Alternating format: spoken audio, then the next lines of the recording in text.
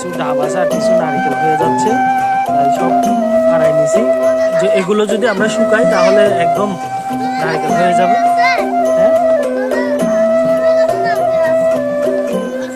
হ্যাঁ হ্যাঁ, একটা দুইটা তিনটা ছয়টা গাছ থেকে আজকে পাতা।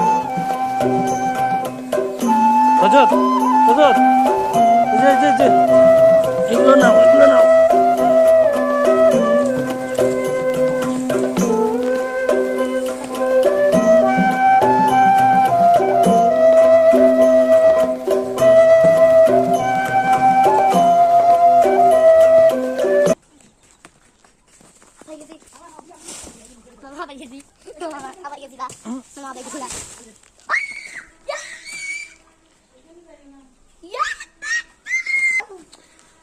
রজত আমার বাগিনা খুব এক্সাইটেড, ডাব নেওয়ার জন্য খুব এক্সাইটেড সে বাগিনা।